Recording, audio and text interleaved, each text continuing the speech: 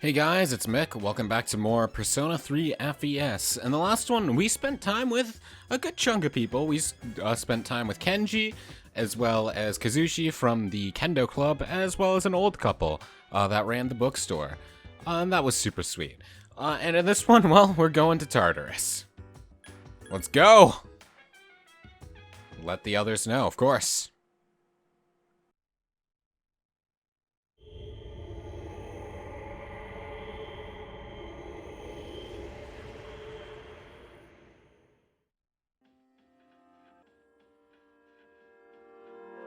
Alright, so we are here. Does anybody have anything unique to say? Yeah, not really. Okay, so let's get going already. And as just like last time, our primary goal is to get to floor 10 and advance past that. And defeat the boss there, I mean. And then we won't try to go further than that. But other than that, there are two personas we really want to try and get today if we can. And those personas are Nekomata of the Magician Arcana and Aramitama of the Chariot Arcana. Yeah. And also getting Omoikane of the Hierophant Arcana would also be pretty helpful. But otherwise, we don't really have much to talk about now, so I'm just going to hand the mic over to future me again to whatever the hell they want to talk about.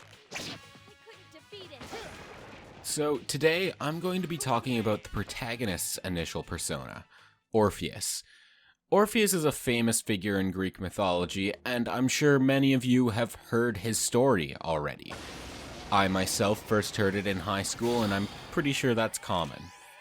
He's most well known for his story of him and his wife Eurydice, but he's also created with founding Orphism and writing the Orphic poems as well as the Argonautica Orphica.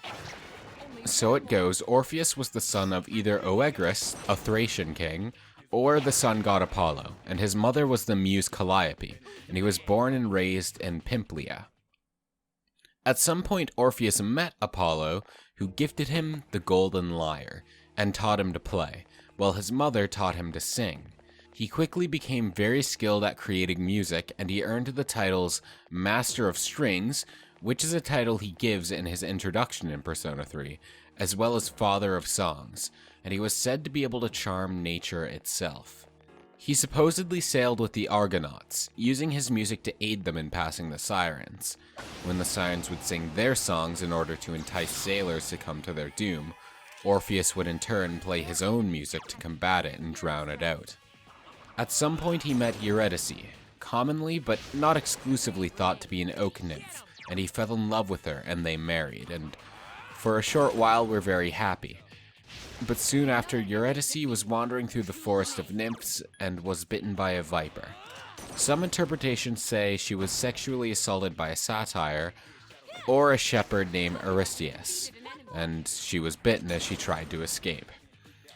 Others say she was simply dancing with the nymphs when it happens. Regardless, the bite killed her. Orpheus, in his grief, took to his lyre and sung a song so powerful that even the gods were moved to tears. Soon after, Orpheus, under the protection of the gods, descended to the underworld in order to see his wife once more. There he met the god Hades and his wife Persephone and attempted to convince them to let Eurydice leave. He charmed them as well as Cerberus with his music, and Hades allowed Orpheus to take Eurydice back alive under the condition that he walk in front of her and not look back until they both cross the threshold back into the mortal realm. But should he look back, he'll lose her forever. Orpheus, after nearly reaching the exit, grew anxious. Unsure Eurydice was truly behind him, and looked back. He saw her there, but failed the condition, which caused her to be pulled back into the realm of the dead. In some versions of the myth, Zeus strikes Apollo with lightning to prevent him from sharing the secrets of the underworld. But the more common interpretation is that this failure drove him into a depression, and then he turned his back on all the gods except Apollo. And for this, Dionysus in particular took great offense, and Orpheus was torn apart by his Maenads, leaving only his head and his lyre intact. His head persisted in singing sad songs and floated down the river Hebrus until it was carried to the islands of Lesbos and buried, and his lyre was carried away by the Muses. This itself is reflected in his persona's design, as his entire body is mechanical and only his head is organic, reflecting that in the myth only his head was left unscathed. Now, everyone's personas is meant to reflect them. However, how Orpheus represents the protagonists, I don't have a good answer for you, not one without spoilers anyway. There is a way to spin it, however, I'm not personally satisfied with it, and I personally think Orpheus fits the story of the added epilogue in the game, The Answer, much more than it does the protagonist's own journey in the journey. At a surface level, you could take it to apply to the main dungeon here, Tartarus. Tartarus is one of the sections of the underworld, after all. Taken literally, we could just interpret it as, yeah, you're literally going to the underworld to accomplish something.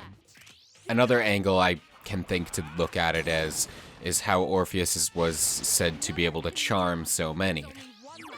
Now, you can look at this as how the protagonist is able to summon any persona as he is a wildcard user, but that doesn't apply strictly to him because he isn't the first wildcard user. Every playable character in 1 and 2 were also wildcards, so he's not unique to that effect. And all the main protagonists since him are also wildcards. That said, the player characters in 1 and 2 each had affinities with certain personas. Different ones would respond to them better and they'd be able to wield them better, whereas the protagonist in Persona 3 has no such affinity. He can wield any persona to its maximum effect, so maybe there's an angle there. Alternatively, this is the first game with social links in it, and in the social links, you put on the faces you need to charm each of the social links, so you could take it as the angle as the protagonist is able to put on whatever face he needs to make friends and charm those friends. However, I think those interpretations of mine are fairly weak, so I'm not entirely sure. But if any of you have your own interpretations, feel free to talk about it in the comments. I would absolutely love to read them. Just if your interpretations include spoilers, make sure to mark that so nobody will be looking down in the comments, passing by, and get spoiled on this game. While there's still a little bit more time, I may as well also bring up that the female protagonist in Persona 3 Portable also has Orpheus as a persona. I believe there was some rumbling before the game came out about people theorizing that her persona would be Eurydice, but no, it is still Orpheus. However, her Orpheus does have a slightly different design. Her lyre is in the shape of a heart. She has longer and orange hair, as well as her body is gold colored. So there's a little bit difference there, but functionally they are the same, and Orpheus applies to the female protagonist just the same as it does the male protagonist. And I actually personally adore the female Orpheus design. I think it's really cool and really striking, but I think they just both look really good. I just wish that Orpheus had more utility throughout the game. That's something I've always kind of lamented about Persona, is that the initial personas are typically just that. Initial. You use them for like the first hour of the game and they don't carry on past that, which is such a shame because they always have such cool designs. So I wish they got more utility past the beginning of the game. Like, of course, the game wants to encourage you to fuse personas, so it's not like they can make the personas viable throughout the entire game, sure, but I wish they were just a little bit more useful than past the very beginning of the game, especially since these personas are supposed to represent their wielder the most, short of their ultimate personas, but we will get there. regardless, that's pretty much all I have to say for now, so thank you for listening. I hope you enjoyed today's little tangent, so back to your regularly scheduled present me once it picks up back at floor 10.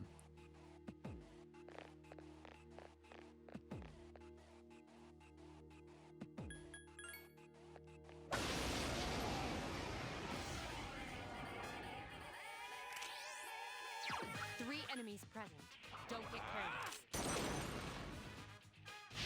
There are 2 left. Nice!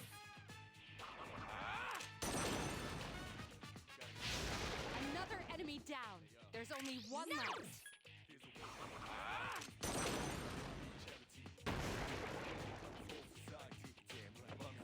Keep up the good work.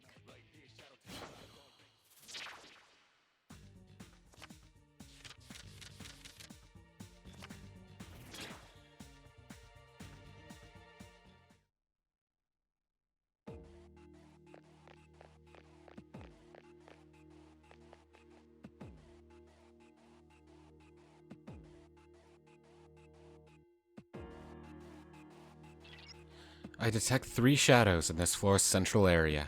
Once again, you'll be facing a new type of enemy, so stay alert. Okay, so once again, we're going to activate this teleporter first and foremost, so we can travel back to the bottom and replenish our SP and everything.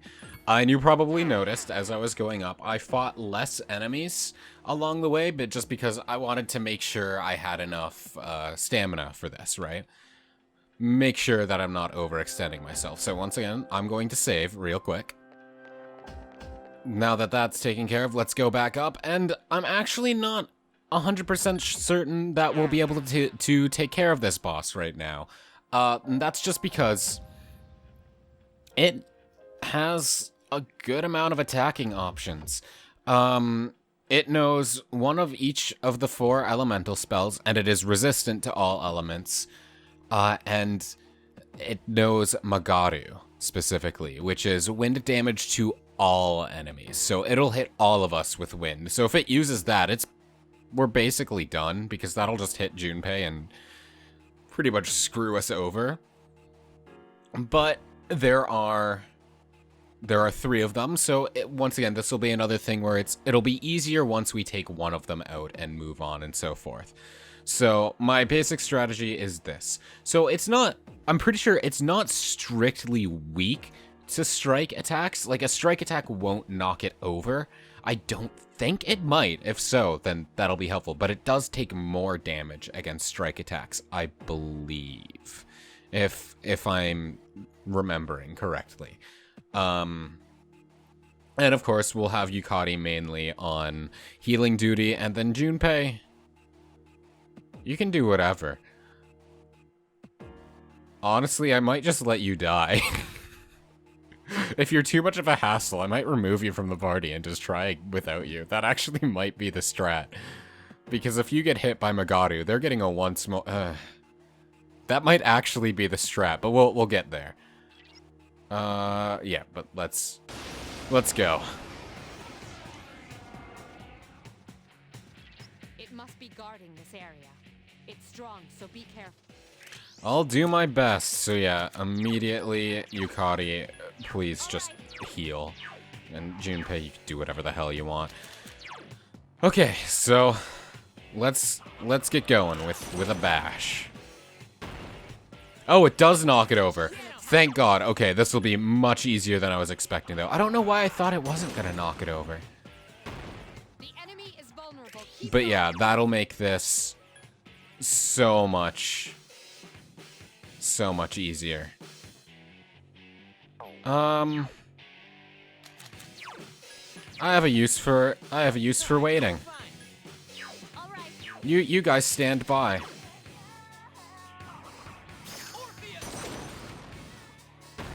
And then I knock them all down, and then we won't do an all-out attack. We will relent. And now we shall wait, because I'm pretty sure they can't attack on the same turn they get up. This is not good. So, The enemy's already already recovered. I've locked them in a loop. As long as my attacks connect, I mean. So yeah, we're gonna switch Yukari back to heal and support, because we're gonna need the healing if we keep doing physical attacks. I was much more worried than this that I needed to be. Okay. The moment I miss an attack, though, it's gonna suck. But yeah, we'll just keep doing this. And we have them locked in a non-attacking loop. I can't believe at the beginning of the playthrough, I'm like, I can't think of a reason why you can wait. And now I just found a way to break a boss in two by waiting. So I'm pretty satisfied with that. And once again, we're gonna relent. The all-out attack is not going to kill it here. So yeah. And Junpei, you better also wait. And then Yukari, you will heal me. Perfect. Thank you. This is not good. It's fine, Yukari. Or Mitsuru. Why? I've mixed you two up twice now. How have I done that? There we go.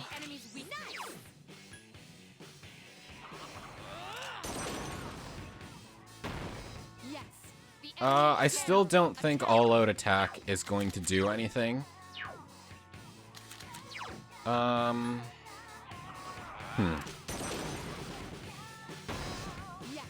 the enemy is vulnerable. Attack. Here's our chance for an ult. Nope. You say so. Not yet. But Junpei, I will have you... No. No, I won't. I was gonna have him attack one, because, like, my original thought was, let's just attack this one again, and then have Junpei finish it off. But I'm not confident that Junpei will finish it off. So I'm just going to play it safe. Hang in there. And thank you very much, Yukari. The enemy's already recovered. The enemy has recovered. The enemy has recovered. Oh, shoot.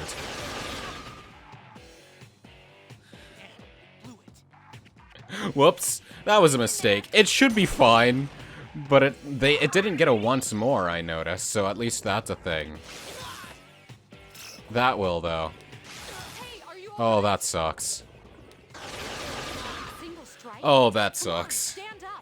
I misclicked. That's okay, though. That's okay. And you know why that's okay? Because now I have a strategy that works as long as my fat thumbs don't press the wrong button.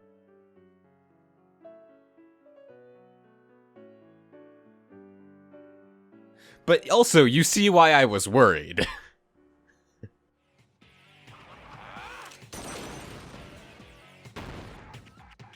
Well, there's that miss I was expecting. Well, that sucks. Oh yeah, that sucks for sure. Please. Oh god, Tentata food. That panics people. And panic sucks.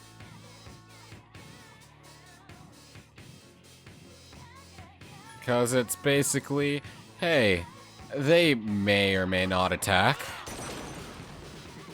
But I guess we're continuing this fight from here now. I'm still going to be using my attacks because I can. Hopefully we don't miss again, because if I miss, this battle's over. And there. Now I'm left with 1 HP, which is pretty sick nasty, if I do say so myself. And now we will cadenza.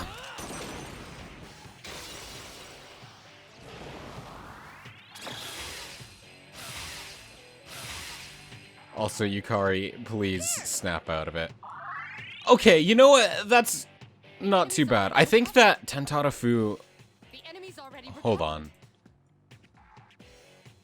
Yeah, it's panic. I don't remember what panic actually does in this game, actually. I'm going to Google that real quick because I think I need to know that. Prevents from casting spells or summoning a persona. And The odds of being hit by a critical attack increase. Okay, so it's basically silence in this one. I feel like it's different in different Persona games, which is why I was confused.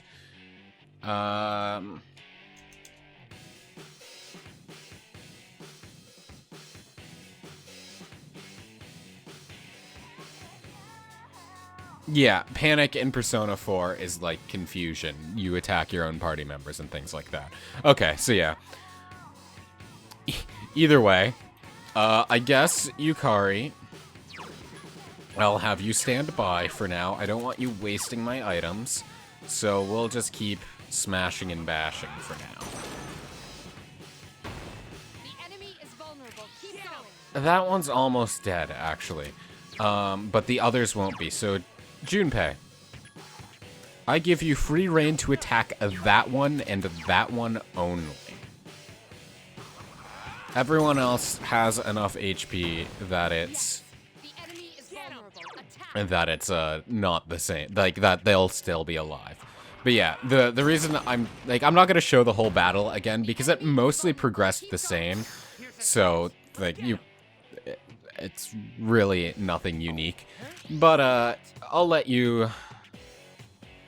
You know what? No, Junpei. You know what? You don't get to attack. But I'll show the rest of the fight just from the beginning of when I missed because I feel like that's important and funny. So there we go. The enemy has recovered. It sure has recovered. This is not good. It sure is not good, but it's fine. I think we actually might be able to just all-out attack these ones. The enemy is Yeah, we'll be able to all-out attack these ones. And if it doesn't kill them both, then at this point they're... Well, never mind. Never mind. At least only one of them's going to attack. And it's going to attack... twice. This is not good. This is why you just don't say anything, because fate hates you and wants you to die. We'll attack this one first so it can go. Man, the first round was going so well until I pressed the wrong goddamn button, and this one's just like, yeah, bud, we're gonna make you cry. But this should be fine. Let's all-out attack. Get back here, you son of a... Oh, are you serious? Are you, like, actually kidding me right now? I guess that's fine. That's just annoying, though. Hey, guys. Attack. It just needs to be hit once. Okay, cool. It sure was a difficult battle. Yep, I'm sure you are tired, Junpei. What about you, Yukari? Yukari's fine. Something inside of you has changed. Orpheus has leveled up. Sweet. I'm so mad that my first round got screwed over. Either way, we are fine on SP, so we're gonna keep going a little bit, just so we can drag Junpei around some more. Because, I still want to try and find those personas, and I might have a better chance of finding them on this floor. We're not gonna travel too far, but, you know, may as well see if we can get some stuff done. The shadows there seem different. If you think you're strong enough, you could split the party up and have everyone fight individually. Not gonna do that. It might be a little risky, but everyone will gain experience quicker. However, if the enemies are too tough, then it's better to stick together. Think carefully before you decide. Yeah, I'm not sending anyone off on their own, especially since Junpei is sleepy. He will get himself killed.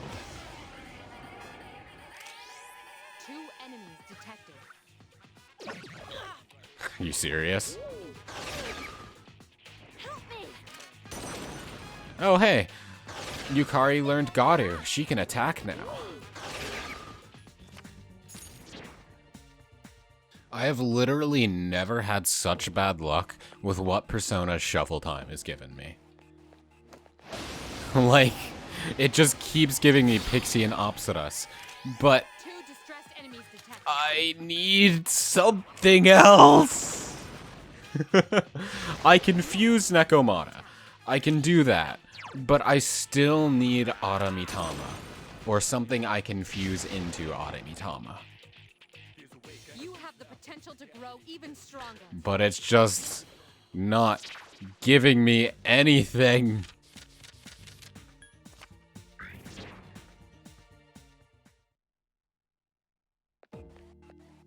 I'm so distressed. Okay. I'm gonna do the same thing I did last time, which I absolutely don't recommend doing, where I'm just gonna grind the first floor with just Akira and hope for the best. But hopefully, hopefully because I'm leveled up a little bit more, it'll be better. But also, I will just go and fuse Nekomata, probably. And let me tell you, Yori is in danger. Be careful. if I fuse Nekomata and then immediately find it in shuffle time, I'm gonna be quite livid. Like, you don't understand. I'm gonna be upset. Hey, Junpei, want a new sword? I'm sure you're tired, man. I get it. But please.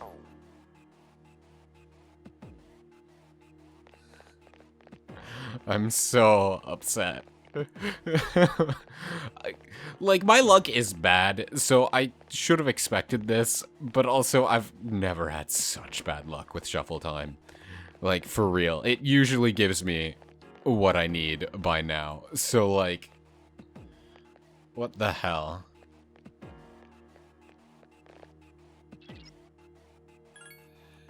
I'm willing to reload before the boss and fight it again in order to try my luck again. Like, that's how important this is. Yeah, you guys can go back. That's fine. I will not. But first, yes, let's see what we can fuse. I don't want to fuse away any of the personas. Well, I don't want to fuse away Orpheus or Opsitus, but I have to at this point, probably. So that gets me Angel. Yeah, Pixie and Opsitus gets me Nekomata. That's fine. And Nekomata will come with Dia because of this fusion. And that's okay. Yep, and then it'll get a bunch of experience because we have the Magician social link started.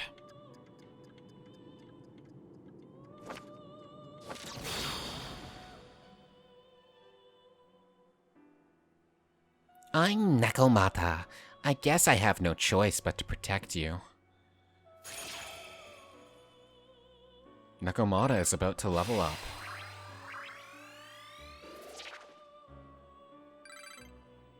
There we go. And out of curiosity, what does Orpheus and Nekomata gets us Oimoikane, which we actually can't equip yet, so never mind. We were never getting Oimoikane to begin with. But we can get Aramitama, because I believe... No, Aramitama is level 7, isn't it?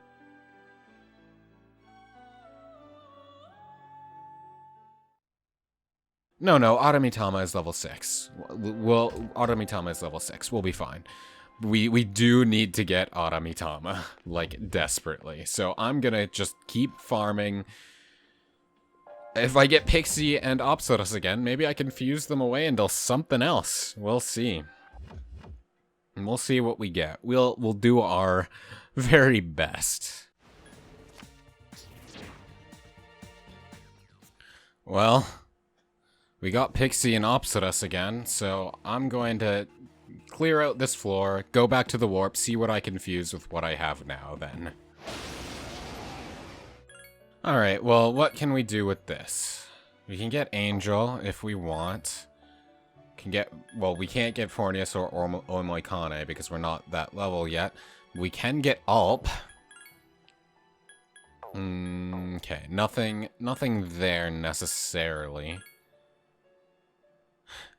We can get Lilum and Slime. Oh, hell yeah. Or Jack Frost.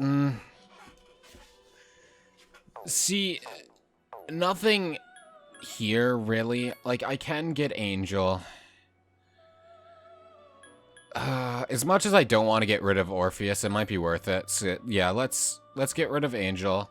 Or fuse Angel and the Justice Arcana, which won't do anything for us, but maybe we can fuse Angel away to get what we need.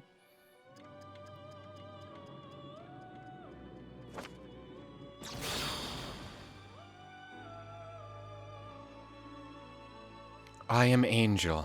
I am resolved to be your strength. The Justice Social Link has not been established yet. No, it has not.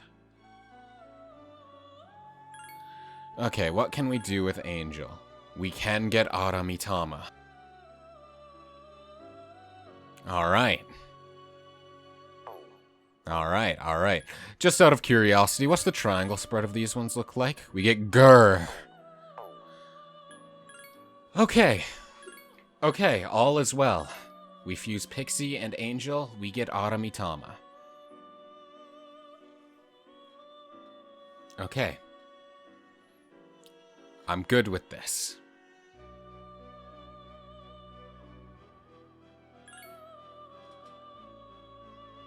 Let's go.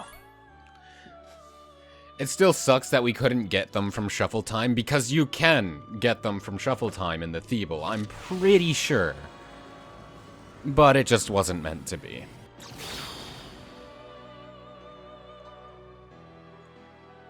I am Aramitama, the stalwart harbinger of thy victory.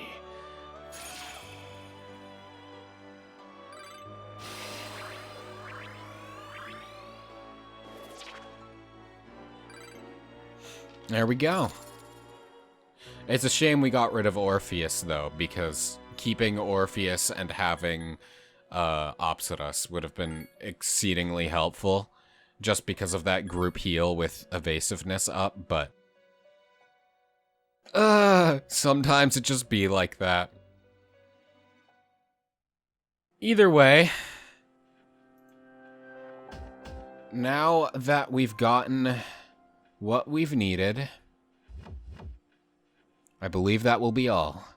So, thank you so very much for watching. I do hope you enjoyed. In the next one, we'll be going back to the dorm, sleeping a little, and hanging out with some folks. See you then.